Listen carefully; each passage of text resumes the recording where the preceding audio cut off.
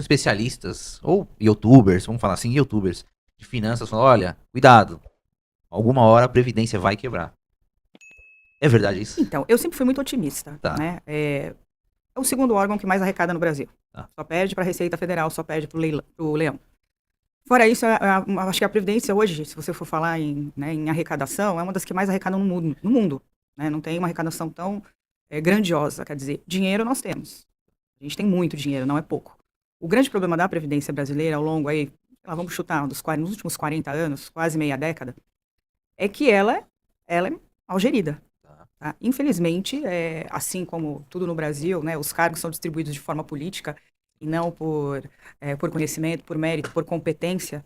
Né? Hoje a gente vê, sei lá, para uma pasta de saúde, ministro que não tem conhecimento nenhum e vice-versa, né? E a Previdência é um desses casos, que infelizmente sempre são nomeados, né? Presidentes do INSS, ministros, pessoas para o alto escalão, só que pessoas que não têm conhecimento nenhum. Vamos pegar nossa história recente. Vamos pegar o último debate que teve, que acho que foi quando o presidente Lula se elegeu, e foi um debate na TV Globo, onde, eu não sei se o pessoal que tem mais idade vai lembrar disso, a Globo inovou, ela fez um sorteio, Uhum. e tinha uma plateia, então o eleitor podia perguntar. Então foi sorteado um eleitor, esse eleitor pegou a pergunta dele e fez a pergunta para os dois candidatos, que na Sim. época era o presidente Lula e hoje o atual vice-presidente Alckmin, eles eram opositores na época. E esse trabalhador, eleitor, perguntou o seguinte, olha, candidato, eu posso confiar na Previdência? Eu posso confiar que, por exemplo, eu vou pagar a minha contribuição previdenciária com base em 2 salários mínimos e eu vou me aposentar com 2 salários mínimos? Os dois candidatos. Os dois candidatos responderam que sim. Ele poderia confiar e se ele pagasse por 2 salários mínimos, ele iria se Tá. aposentar com 2 salários Sim. mínimos. Nenhum dos dois candidatos à época sabia que essa regra já não existia há mais de 15 anos. Eu acho isso vergonhoso. Né? Entendi. Pessoas, para um pleito tão importante, para uma questão tão importante, nós estamos falando da segunda maior arrecadação brasileira, nós estamos falando do futuro do trabalhador brasileiro, né, da, entre aspas, poupança desse trabalhador, é o dinheiro que lá na velhice, na doença, na morte, ele vai contar com isso, eles não sabem como funciona a regra. Então, se não sabe como funciona a regra, aí você imagina quanto é pior colocar gente para gerenciar, né, para administrar uma pasta tão importante, totalmente desqualificada. Pessoas que realmente não conhecem, não sabem da legislação, não sabem dos problemas. Vamos olhar para a história recente, a nossa reforma da Previdência em novembro de 2019, uma reforma que foi feita às escuras, sem apresentação de dados, porque Previdência tem que trabalhar com dados atuariais. O que Tá. é isso? Olha, o brasileiro está vivendo mais? Ok. Tem mais gente se acidentando? Ok. Quantas pessoas estão morrendo ao longo dos anos que estão gerando pensão? Quantos se acidentam na empresa? Quantas pessoas se acidentam de qualquer natureza e que isso vai causar um impacto na Previdência? Sim. A arrecadação está acompanhando esse crescimento? Nada disso foi apresentado. Simplesmente se limitava a fazer um terrorismo, olha, não, vai quebrar, vamos fazer a reforma. Quer dizer, foi feita, desculpa a palavra, nas coxas, no escuro, sem apresentação de dados concretos. Agora nós estamos em 2025. Já estamos aí, novembro agora, dia 13, completar 13, 6 anos no dia 13, da reforma da Previdência. Já estão falando em uma segunda reforma. Então isso é inconcebível. Isso é inacreditável. Que em 6 anos já se cogita falar numa nova reforma. E por quê? Porque assim, a Previdência, ela funciona como se fosse um condomínio.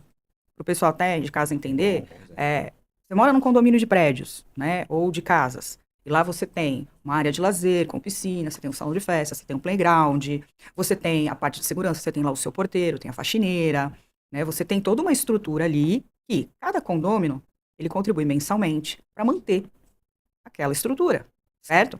A Previdência funciona exatamente dessa forma. Quem são os condôminos da Previdência? O trabalhador, o patrão e, em parte, o governo federal, que contribuem para que o sistema, para que esse grande condomínio funcione. E, na verdade, o que acontece? Isso não está sendo administrado dessa forma. Porque o dinheiro que entra não é suficiente. Porque sai mais do que entra. E por que sai mais do que entra? Ingerência. Utilização desse dinheiro que deveria ser somente para esse condômino, né? Porque o que a Constituição fala que você tem que arrecadar ali e aquilo vai servir, né? Vai custear todas as necessidades do trabalhador. Lá na frente, a velhice, a aposentadoria, a doença, a invalidez, a morte, o acidente e por aí vai. Quando você começa a tirar dinheiro de lá para fazer assistência social, para tapar buraco de outra pasta que está faltando dinheiro, para fazer alguma obra, você perdeu a finalidade. Então a gente acaba trabalhando, colocando o nosso dinheiro lá de uma forma compulsória, porque a contribuição para a Previdência é obrigatória. Só existe um tipo de segurado que é o facultativo, que é o desempregado, é o estudante, a dona de casa, que contribui se quiser. Agora, qualquer outra pessoa que trabalhe, seja autônomo, empresário, CLT, cooperado, não importa, ele é obrigado. Então é compulsório, eu não tenho como escolher. Fala assim, olha, eu não acredito na Previdência brasileira, eu não vou mais pagar. Você é obrigado a pagar. O teu patrão é obrigado a reter, a recolher, ele também é obrigado a complementar e recolher. Então, nós não temos escolha para pagar. Mas a gente também deveria ter a segurança jurídica, que é constitucional, dizendo, ninguém mexe no meu dinheiro. E não é isso que acontece. Então tá aí a explicação, porque o segundo órgão brasileiro que mais arrecada está ficando deficitário. E vai chegar uma hora que, se isso não for freado, se isso não estancarem isso, infelizmente sim, corre o risco. Mas não é por falta de dinheiro. É por administração, desvio. Olha só esse rombo que a gente teve agora dos aposentados, né? Esse roubo aí das contribuições previdenciárias. Sim. Esse dinheiro saiu diretamente do bolso do aposentado, do pensionista, e foi para o bolso dos estelionatários, dos bandidos. Isso. E quem que devolveu para o trabalhador? Quem que devolveu para o aposentado, para o pensionista? O governo, a gente. Saiu do próprio governo, quer dizer, não aguardaram apurar, bloquear bens, vender, peraí. A gente pagou a conta, mais uma vez, por uma falta de administração, uma irresponsabilidade. Isso é um impostozinho que aumenta aqui, outro ali, ele vai, né? Exatamente. Agora, você concorda o seguinte, se essas entidades, se essas associações, sindicatos, eles descontaram diretamente do lerite da aposentadoria do brasileiro a contribuição, foi com a autorização do próprio INSS, que foram acordos de cooperação que foram autorizados pela Previdência. Sim. Então, aí, o trabalhador foi lesado nessa, o contribuinte foi lesado, o aposentado foi lesado, todo mundo pagou a conta. Uma conta por uma falta de responsabilidade.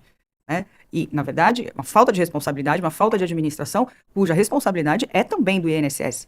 Porque como se autoriza, por exemplo, entidades que tinham uma saleta, que não tinham estrutura nenhuma e que descontavam 40, 50 milhões de reais por mês desses aposentados sem prestar qualquer tipo de serviço. Isso durante anos e ninguém nunca viu. Tá? E aí vão me falar, nossa, mas isso não acontece só agora. Não, isso aí foi criado na década de 90, no Collor. Isso é uma coisa que tem quantos anos? Mais de 30, 40 anos quase. Né? Que isso vem desde a década de 90, só que foi escalonando. Quando viram que era muito fácil, então vamos aumentar, vamos sair daqui, vamos lá pegar os indígenas, vamos pegar os rurais, vamos pegar os PCDs, vamos... Foi divulgado, por exemplo, na CPI, que mais de 500 mil crianças portadoras de deficiência têm empréstimos no nome delas. Quer dizer, é uma bagunça, uma confusão. E aí, quando descobrirem quem são os culpados, esses bancos, essas financeiras, eles vão devolver ou a gente vai ter que devolver também? Então, é uma ingerência, é uma administração péssima de pessoas que não conhecem a área, não conhecem a pasta, não conhecem a realidade do povo brasileiro. O povo brasileiro está com 3 milhões, quase 3 milhões de pessoas na fila virtual do INSS para ser atendido. Quem também tem um pouquinho mais de idade, eu já estou há 23 anos trabalhando nessa área, quando a gente queria uma vaga para dar entrada numa aposentadoria em qualquer agência do INSS, você tinha que dormir na fila para você pegar lugar. E aí, quando amanhecia, a fila dobrava o quarteirão. O que eles fizeram espertamente? Vamos acabar com isso. Agora o agendamento é online, é virtual. A gente passa na porta da agência, a gente não vê mais aposentado dormindo na porta da agência para ser atendido. Mas hoje a gente tem quase 3 milhões de pessoas numa fila virtual aguardando. Só mudou onde é a fila. Só mudou onde é a fila. E mais cruel ainda, porque essas pessoas não conseguem ir na agência, elas não são atendidas, elas não conseguem ser atendidas no 135, pelo aplicativo, se vão pessoalmente, falam que precisa de agendamento, elas estão perdidas. Pessoas estão morrendo, pessoas estão passando fome, pessoas estão sendo roubadas, literalmente roubadas. Por isso, foi anunciado que iam fazer um mutirão para zerar essa fila. Acabaram de divulgar que não tem dinheiro para fazer o mutirão, que não tem verba para contratar, pagar hora extra, contratar pessoas extras para fazer isso. Então, é difícil saber aonde vai parar pela essa falta de administração, essa incompetência, porque não tem outra palavra. Né? Para mim, uma incompetência, um presidente do INSS e um ministro que participa de uma audiência, né, de uma reunião oficial, né, do conselho do INSS, onde eles são alertados sobre fraudes, e eles falam, isso fica para uma próxima.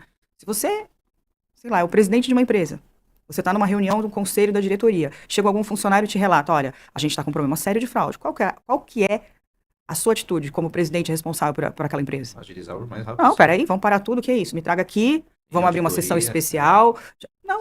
Não deixa. Então não é assim que o nosso dinheiro tem que ser tratado, não é assim como o aposentado tem que ser tratado. Hoje, assim, a maioria das pessoas no Brasil que são aposentadas, elas ganham salário mínimo, elas já estão vivendo na linha da pobreza.